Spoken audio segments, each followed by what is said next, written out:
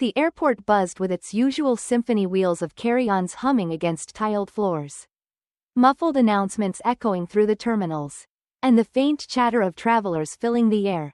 Michael Hayes moved through it all with practiced ease. He was no stranger to the rituals of air travel. A successful consultant with a career spanning decades, Michael had spent more hours in airport lounges than in his own living room. Today was no different. His itinerary was simple: a connection through Denver, a brief layover, and then onward to Washington, D.C., where a keynote awaited him. His tailored navy suit, neatly polished shoes, and a leather briefcase that had seen its share of boardrooms all spoke of a man who had earned his place. The sign for the VIP lounge came into view. Its sleek gold lettering promised respite, a sanctuary from the chaos outside. Michael adjusted the strap of his briefcase and approached the entrance. He handed his boarding pass and loyalty card to the woman behind the counter. Her uniform crisp, her smile professional but thin. She glanced at the cards briefly before her gaze lifted to him, her expression shifting almost imperceptibly. "Sir, are you sure this is the right lounge?" she asked, her tone polite but laced with something else, something unspoken. Michael's lips twitched into a faint smile. He had heard this before, though never in this exact form. He nodded toward the credentials in her hand. "I believe so. Platinum status with priority access," he said, his voice steady, deliberately devoid of annoyance. The woman hesitated, her fingers lingering over the keyboard of her computer. "One moment," she said, glancing at the screen with exaggerated focus. Michael waited, his hands resting lightly on the counter. Behind him, the line of passengers began to grow, their eyes flickering between their watches and the exchange at the desk. He could feel their impatience, but it was the subtle shift in their expressions when they looked at him that stung the most. A few averted their eyes when he glanced back, others didn't bother to hide their curiosity. The attendant murmured, her fingers tapping now with a peculiar deliberateness. "It seems your card isn't registering in our system. Are you sure this is up to date?" Michael inhaled deeply, his composure unshaken. "I'm certain," he said. He reached into his briefcase and retrieved another document, sliding it across the counter. "If you check this, you'll see my access is valid." She took the paper reluctantly, her eyes scanning it as though searching for a flaw. "Excuse me," a voice interrupted. Michael turned to see a middle-aged man in a casual blazer and khakis. The man had stepped forward from the line, his own boarding pass and loyalty card extended. Without hesitation, the attendant brightened, taking the credentials and processing them in seconds. "Welcome to the lounge, Mr. Dunham," she said, her tone suddenly warmer. She gestured toward the doors with a smile that now seemed effortless. Michael stepped aside, letting the man pass, his movements slow, deliberate. He returned his attention to the attendant, who had resumed her scrutiny of his documents. Her lips pressed thin. "I'm sorry for the delay, sir," she said after another moment. "It might take a bit longer to verify." Michael nodded slightly, his expression unreadable. "Take your time," he said, though the words carried a quiet weight. As he stood there, waiting, the hum of the airport seemed to dim. Around him, the unspoken tension settled like a fog, familiar yet never comfortable. It wasn't anger that rose in him, it was something quieter, something harder to name. When she finally glanced up again, the attendant's expression had softened just slightly, but the barrier between them remained fragile, polite, and entirely unacknowledged. "I'll just need to call my supervisor," she said, almost apologetically. Michael inclined his head. "Of course," he replied. And so, he waited, his hands resting on the counter, his eyes calm but unyielding. The lounge doors remained closed, their promise of comfort just out of reach. Yet Michael stood as he always had, navigating this quiet battlefield with the dignity of someone who had long since learned to endure. Michael watched as the lounge attendant retreated to make her call. The phone pressed to her ear as she spoke in a low voice. The room around him seemed to hum with its own rhythm. The shuffle of feet, the murmur of conversations, the occasional buzz of a nearby flight announcement. And yet, in this small corner of the airport, time felt slower, stretched by the weight of unspoken tensions. Behind him, the line continued to move, Passengers were processed with mechanical efficiency, boarding passes scanned. Polite greetings exchanged. Access granted. A few glanced at him as they passed, their expressions ranging from indifferent to mildly curious. Michael felt their eyes linger for a beat longer than usual. And then they were gone, disappearing behind the frosted glass doors of the lounge. The attendant returned, her expression carefully neutral, but there was something in her stance, a slight stiffness, a hesitation that betrayed her discomfort. Sir, I've spoken to my supervisor. They'll need to come verify your credentials in person, she said. Her tone was polite, but her eyes flickered to the side, avoiding direct contact. Michael nodded slowly, his face unreadable. I understand, he said. He stepped to the side, out of the way of the line, and placed his briefcase on the floor beside him. The act was unassuming, almost casual, but it was deliberate, a quiet acknowledgement that this might take longer than it should. Minutes passed. The supervisor did not come. As Michael stood there, he noticed a woman in the line, a young mother with a toddler balanced on her hip. She offered him a small, apologetic smile as their eyes briefly met. It wasn't much, but it was something, a faint flicker of recognition. Perhaps that what was happening wasn't right. The moment passed, and Michael returned his gaze to the counter. The attendant, now handling other passengers, avoided looking his way. He noted the ease with which she greeted others, her tone warm and accommodating. There was no hesitation, no scrutiny. It was seamless, as it should have been. He thought of the man in the blazer from earlier, welcomed with barely a glance at his credentials. There had been no supervisor called for him, no questions asked, and Michael knew, though no one would say it aloud, that this difference was not about cards or status. It was about something else entirely. Excuse me. A voice interrupted his thoughts. Michael turned to see an older man, white-haired and sharply dressed, approaching him with a look of concern. Is everything all right here? He asked, his voice low but firm. Michael regarded him for a moment before answering. I'm waiting for a supervisor to verify my credentials, he said simply, his tone measured. The man frowned, glancing toward the counter. That's odd. You've got the same card I do. Shouldn't take all this fuss, he said, loud enough for the attendant to hear. The woman behind the counter stiffened but did not respond. Michael offered the man a polite nod.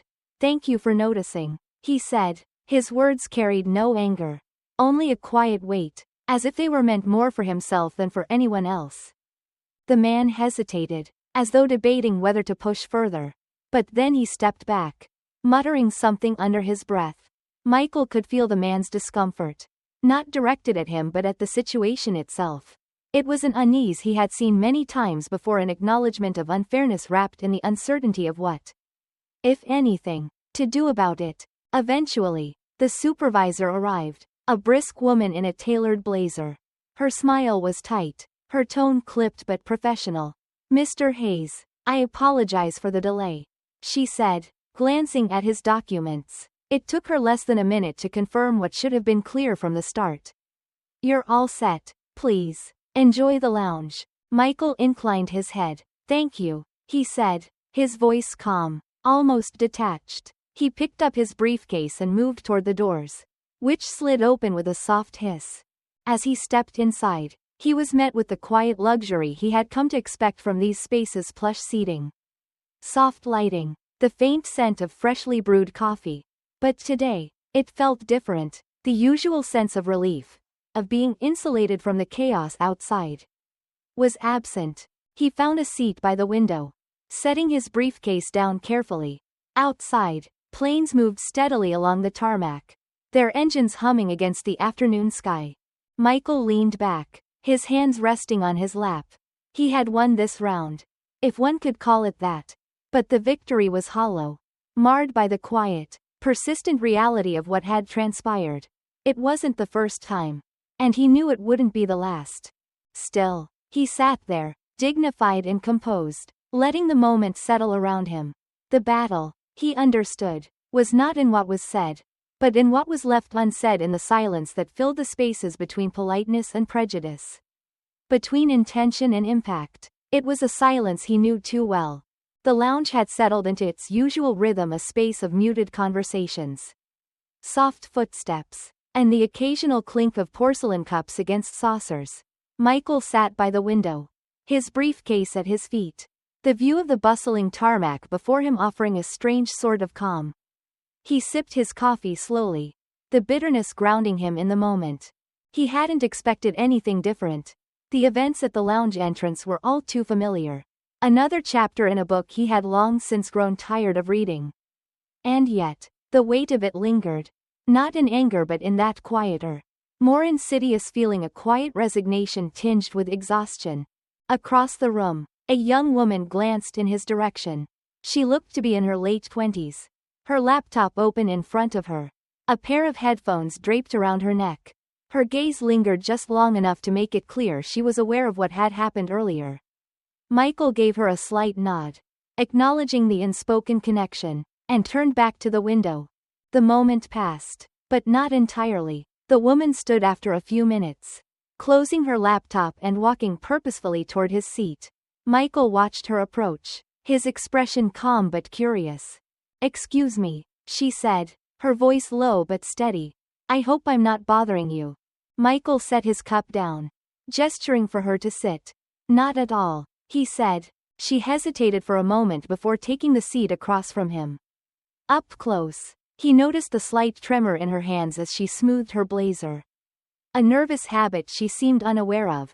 "I saw what happened earlier," she began, her tone careful. At the front desk, Michael raised an eyebrow, his face giving nothing away.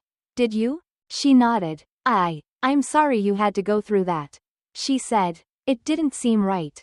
Her words hung in the air, unpolished but sincere. Michael regarded her for a moment before responding. "I appreciate that," he said, "though it's not the first time." She looked down at her hands, her lips pressing into a thin line. "That's the part that bothers me," she said quietly, "that it's not the first time. Or the last." Michael leaned back slightly, studying her. She seemed young, too young to carry the weight of understanding such an ingrained reality. But her eyes told a different story, one of quiet determination. "What made you notice?" he asked, his tone conversational but probing. She looked up, her expression earnest. "I've seen it before, not just here, but in other places. My father, he dealt with things like this. He never talked about it much, but you could see it in the way he carried himself." Michael nodded slowly. "It's a heavy thing to carry," he said, "but it's heavier when you carry it alone." She tilted her head, considering his words. "Do you ever get tired of it?" she asked, her voice barely above a whisper. A faint smile crossed Michael's lips. "Tired isn't the word I'd use," he said. "It's more like a constant hum. Always there, always present. You learn to tune it out. But every now and then, it gets louder." The woman nodded, her gaze thoughtful. "I'm a journalist," she said after a pause. "I write about social issues. I'd like to tell stories like yours." Michael raised an eyebrow, his smile fading slightly. "Stories like mine," he repeated, his tone neutral. "I mean," she stopped herself, exhaling sharply. "I mean stories that matter. Stories that show people what's happening around them. Even if it's quiet. Especially when it's quiet." He studied her for a moment, the earnestness in her voice tempered by the nervousness in her posture. "It's a noble goal," he said finally, "but noble doesn't mean easy." "I know," she said quickly, "but I think it's important. People need to see these things, even if they don't want to."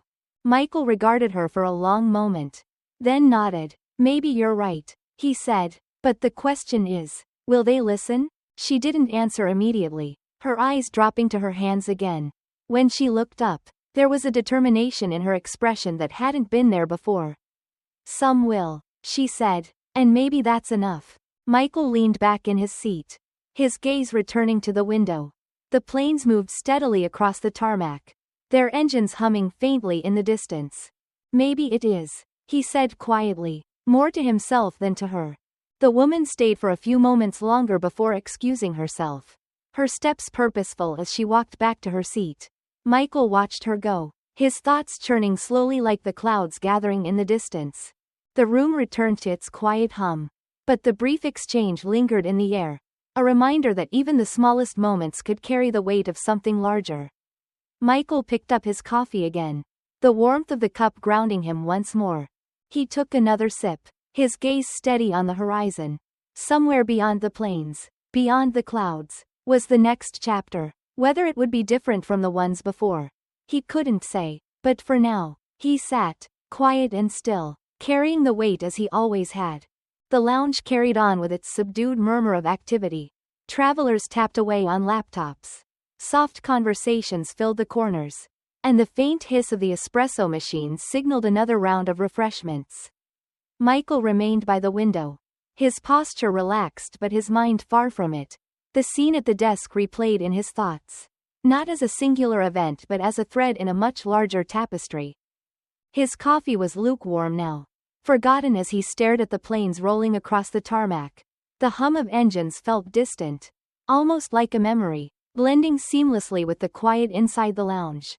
He was pulled from his reverie by the faint sound of approaching footsteps. He turned to see the lounge supervisor, the same woman who had cleared his access earlier, walking toward him. Her expression was carefully composed, but there was a hesitation in her steps, as if she were bracing herself for something unpleasant. "Mr. Hayes," she began when she reached him. Her voice was polite, measured. "May I sit?" Michael gestured to the seat across from him. "Of course," he said, his tone as even as hers.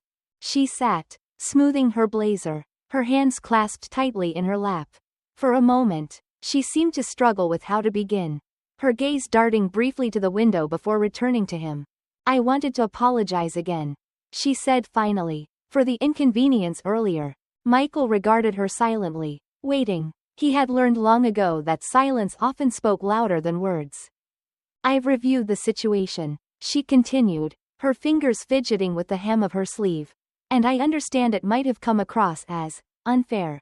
"Might have," Michael echoed softly. His voice carried no malice, only a quiet weight that made her flinch slightly.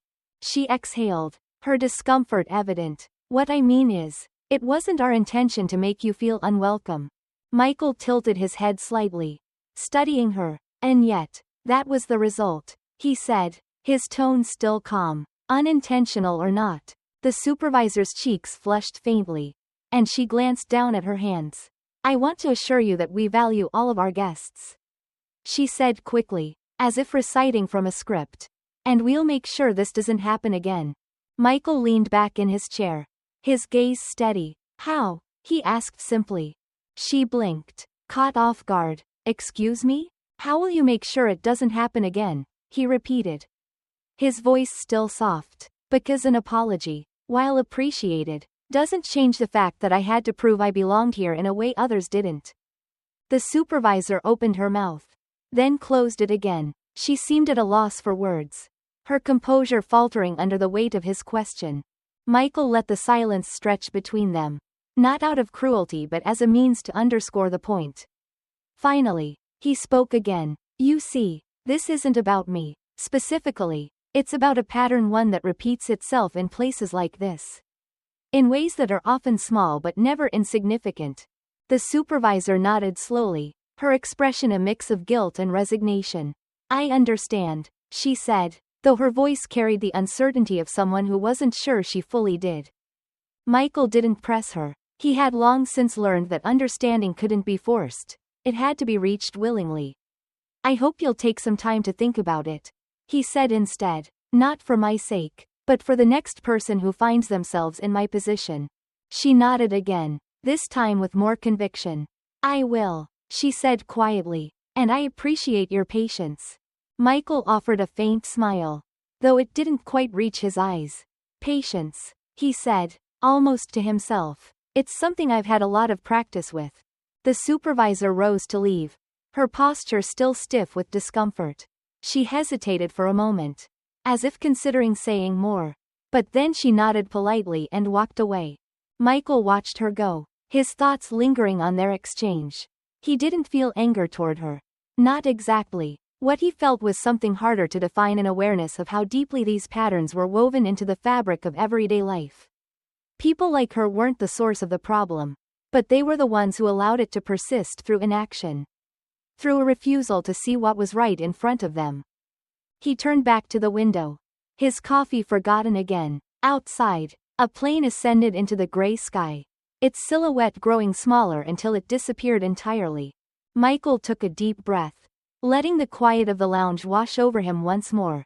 He knew that the supervisor's apology, while well-meaning, was only a drop in the ocean. Change, if it ever came, would be slow, as gradual as the movement of the clouds overhead. But even so, he held onto a faint sliver of hope. Not for himself, but for those who might one day walk through these doors without hesitation. Without question, without having to prove their worth. For now, though, he sat quietly, the weight of the moment settling over him like a familiar coat. The hours in the lounge passed in a quiet blur. Michael kept his seat by the window, watching as the planes outside continued their steady march to destinations unknown. The world seemed to move on, unbothered by the weight of the earlier incident, as if it had already been tucked away in the folds of forgetfulness. But Michael knew better. These moments never disappeared. They lingered, like shadows in the corners of a room, subtle but ever present, and sometimes, they reached further than expected. It was during one such quiet moment that he heard a voice nearby. "Excuse me, sir," it said, soft but firm, breaking through his thoughts. Michael turned to see an older man standing a few feet away. His silver hair neatly combed, a leather briefcase in one hand. His tailored suit suggested a lifetime of success. But his expression carried something more, a mix of curiosity and hesitation. "Mind if I join you?" the man asked, gesturing to the empty seat across from Michael. Michael studied him for a moment before nodding. "Not at all," he said, gesturing for him to sit. The man settled into the chair with practiced ease, setting his briefcase at his feet. For a moment, neither of them spoke, the hum of the lounge filling the space between them. Then the man leaned forward slightly, his hands clasped together. "I couldn't help but notice what happened earlier," he said, his voice low but steady. Michael met his gaze, his expression calm. "It wasn't exactly subtle," he said simply. The man nodded, a faint sigh escaping him. "No, it wasn't," he admitted, "and it shouldn't have been allowed to happen." Michael raised an eyebrow, intrigued by the man's candor. "Yet it did," he said, his tone measured, as it often does. The man leaned back slightly, his gaze drifting toward the window. "It's frustrating," he said after a pause. "Seeing things like that still happen. I'd like to think we've made progress. But moments like these remind me how far we still have to go." Michael regarded him thoughtfully. "You speak as if this is personal for you," he said. The man hesitated, then nodded. "It is, in a way," he said. "My granddaughter, she's biracial, smart, driven, full of promise. But I worry about her. About what she'll face as she grows older." There was a quiet sincerity in his words, an unspoken acknowledgement of the privilege he carried and the weight his granddaughter would bear. Michael felt a flicker of connection, a shared understanding that needed no further explanation. "Worrying is natural," Michael said after a moment. "But so is hoping. The world changes slowly, yes, painfully so, but it does change." The man smiled faintly, his eyes still on the tarmac. "You're right," he said, "and it's people like you who help push that change forward, even if it doesn't feel that way in the moment." Michael tilted his head slightly. "What makes you say that?" The man turned to face him again, his gaze steady. "Because you handled yourself with dignity back there. You didn't yell, didn't create a scene. You stood your ground, made your point. People noticed. I noticed." Michael nodded slowly, his expression thoughtful. "Sometimes, it's the quieter moments that leave the strongest impressions," he said, "but they can also be the easiest to overlook." The man leaned forward again, his tone softening. "Not this time," he said. "You made an impression, Mr. Hayes." Michael supplied. "Michael Hayes." The man extended a hand. "James Whittaker," he said. "It's a pleasure to meet you." Michael shook his hand, the gesture firm but unhurried. "Likewise," he said. For a while, the two men sat in companionable silence, their conversation giving way to the soft hum of the lounge once more. But something about the exchange lingered, a ripple in the air, subtle yet undeniable. As James eventually rose to leave, he placed a hand on Michael's shoulder, his grip light but steady. "For what it's worth," he said. I'll be thinking about this. And I'll make sure others do. Too. Michael looked up at him. A faint smile tugging at the corners of his lips. That's all I could ask, he said. James nodded and walked away. His steps measured, his briefcase swinging gently at his side. Michael watched him go, a quiet sense of satisfaction settling over him. It wasn't much, this small moment of recognition. But it was enough. Enough to remind him that even the smallest ripples could reach further than expected. Outside, the sun began to dip lower on the horizon, casting a warm glow over the tarmac. Michael turned back to the window. His coffee cold but his spirit a little lighter. The world continued to move, as it always did, but today, it felt just a little less heavy. The lounge quieted further as the evening wore on. Travelers filtered out toward their gates, leaving behind the faint rustle of newspapers and the occasional murmur of a lingering conversation. Michael remained in his seat by the window, the faint glow of the setting sun casting long shadows across the room. He wasn't one to linger on moments like the one he had experienced earlier. Dwelling on them, he had learned, did little good. Still, the interactions that followed the young journalist, the older man stirred something in him. They were reminders, small but meaningful, that people were paying attention. Whether that attention led to action was another matter. Michael sipped at his water, his coffee long since abandoned. Across the room, he noticed a man speaking quietly to the lounge supervisor. The man had a calm demeanor, dressed in casual but well-tailored clothing, his salt and pepper hair neatly combed.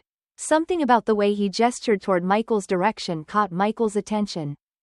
The supervisor nodded curtly, her expression unreadable, and the man turned toward Michael, walking with purposeful steps. He stopped a few feet away, his posture open but composed.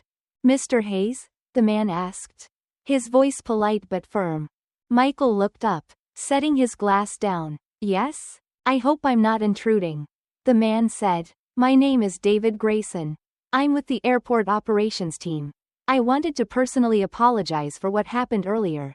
Michael studied him for a moment, his expression neutral. I appreciate that, Mr. Grayson, he said, his tone steady. But I can't help but wonder why it takes someone like you to address something that shouldn't have happened in the first place. Grayson nodded slowly, as if expecting the response. You're right, he said. It shouldn't have, and I won't make excuses for my team. What I can do is ensure this becomes a moment for change. Michael raised an eyebrow. A moment for change, he repeated. That's a nice phrase. What does it mean in practice? Grayson didn't flinch. Instead, he pulled out a small notebook from his jacket pocket. It means addressing the systemic issues that allow these moments to happen. He said, bias training, better oversight, clear accountability. These are words. I know, but words can become actions if the will is there. Michael leaned back slightly, his gaze sharp. And is the will there, Mr. Grayson? Or is this just another case of damage control? For a moment, Grayson didn't reply. His eyes met Michael's, steady but thoughtful. That depends on what you're willing to do, he said finally. Michael frowned slightly. What I'm willing to do? Grayson nodded. Your experience today, it's not unique. But it's powerful. You have a story to tell. A perspective that can challenge people to see what they might otherwise ignore. If you're willing to work with us, I believe we can start making real progress. Michael let the words hang in the air, the quiet of the lounge amplifying their weight. He had spent much of his life pushing against walls of indifference, chipping away at barriers that seemed immovable. The idea of lending his voice to yet another effort was both exhausting and oddly invigorating. What does working with you look like? He asked cautiously. Consulting, speaking, helping us develop programs that actually address these issues. Grayson said, your presence and insight could make a difference not just for this lounge, but for others across the country. Michael considered this, his fingers lightly tapping the arm of his chair. And what happens when the momentum fades? He asked. When the headlines shift and people stop paying attention. Grayson's expression softened. Then we keep going, he said, because change doesn't depend on the headlines. It depends on persistence. Michael studied him for a long moment, searching for signs of insincerity. He found none. Grayson's words carried the quiet conviction of someone who understood the magnitude of what he was asking but was willing to try anyway. Finally, Michael nodded. "I'll think about it," he said, "but I make no promises." "That's all I can ask," Grayson said with a small smile. "Thank you for hearing me out." He extended a hand, and after a brief pause, Michael shook it. Their grip was firm, the gesture understated but significant. As Grayson walked away, Michael turned back to the window, his reflection faintly visible against the darkening sky.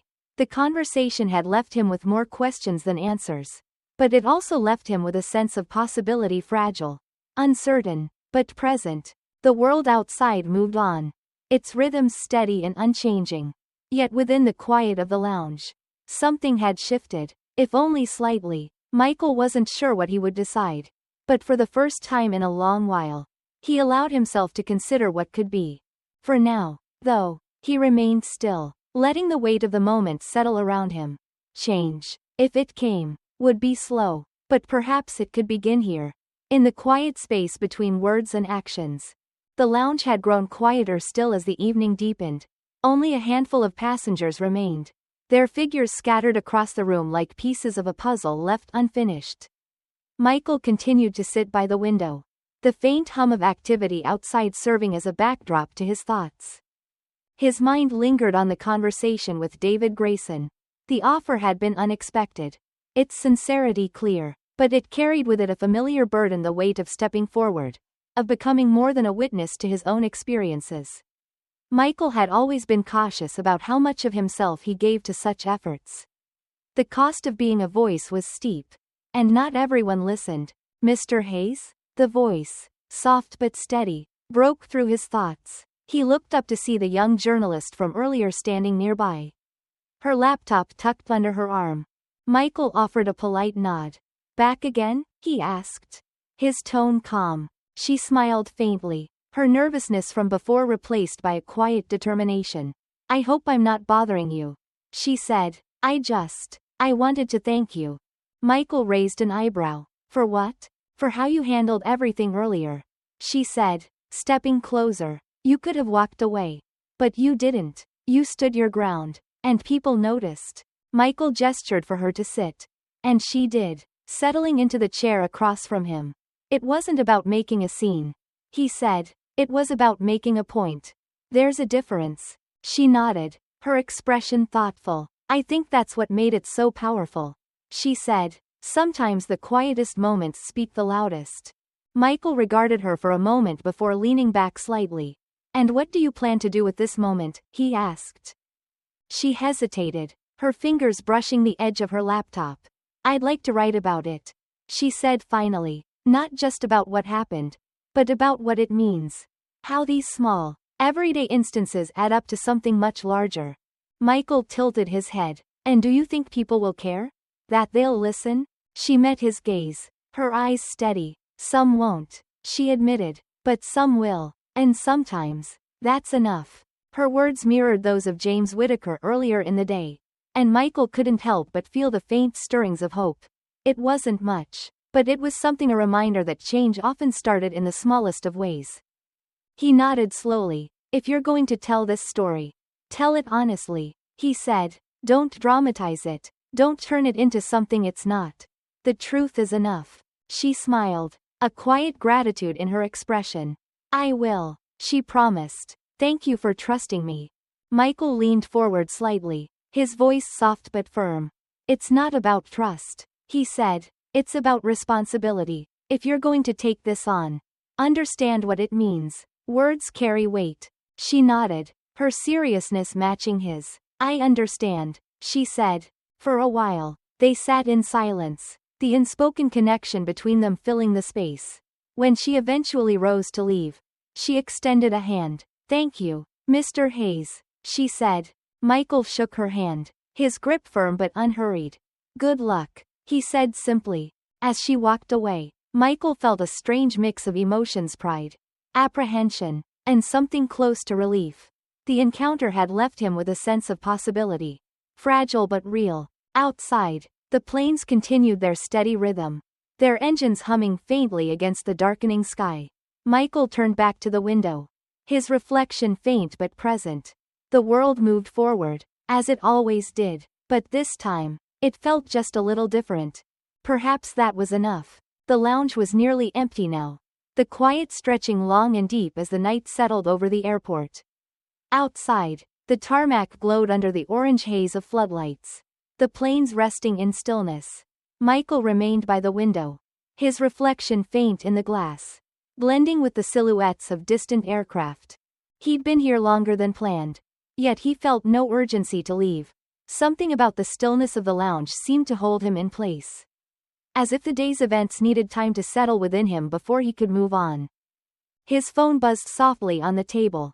He picked it up, glancing at the screen. It was an email from David Grayson. The subject line read simply, "Thank you." Michael opened it, skimming the concise message. Grayson reiterated his gratitude for their earlier conversation, expressing hope that they could collaborate to address the underlying issues exposed that day. The message ended with a single line that lingered in Michael's mind: "Your voice matters. And we need it now more than ever." He set the phone down, his thoughts turning over the weight of those words. He wasn't a stranger to such sentiments. Over the years, many had encouraged him to step into roles of advocacy, to lend his voice to the fight for equity and justice. He had always done so in his own way, through quiet actions and deliberate choices. But today had reminded him that sometimes, silence wasn't enough. Sometimes, the voice itself had to carry the weight. His gaze shifted back to the window, the reflection of the lounge blending with the world outside. The journalist's words echoed in his mind. Sometimes the quietest moments speak the loudest. It was true. The day had been filled with such moments, small, subtle, but meaningful. The way the supervisor had struggled to reconcile her discomfort. The older man's recognition of privilege and concern for his granddaughter. The journalist's determination to share a story that might otherwise go unnoticed. Even Grayson's willingness to engage directly, to risk vulnerability in acknowledging the need for change. Each moment was a thread in a larger fabric, one that Michael knew wouldn't be completed in his lifetime. But it was the act of weaving those threads slowly, deliberately, that mattered. As the last announcement for departing flights echoed faintly through the terminal, Michael gathered his belongings. He stood, smoothing his jacket and picking up his briefcase. The lounge attendant who had initially delayed his entry was nowhere to be seen. He felt no anger toward her, only a quiet understanding of the system that had shaped her actions. He walked toward the exit, his steps unhurried. Passing through the doors, he felt the shift in air, cooler now in the near-empty terminal. Travelers hurried past, their faces weary but determined, moving toward destinations unknown. Michael paused for a moment, watching them, then he continued on, his own steps purposeful, his reflection briefly catching in the glass as he moved toward his gate. The day's events hadn't changed the world. He knew that, but they had done something smaller, something quieter. They had added weight to the ongoing struggle, nudged the needle ever so slightly toward progress. And for now, that was enough. As he boarded his flight, the hum of the engines vibrating faintly beneath his feet, Michael found his seat and settled in. He looked out the window at the dark sky beyond, the faint glow of city lights in the distance. Somewhere out there, the ripples of today's moments would spread, unseen but felt. He closed his eyes as the plane began to taxi, carrying him forward into the unknown. Quietly, steadily, the world moved on, and so did he.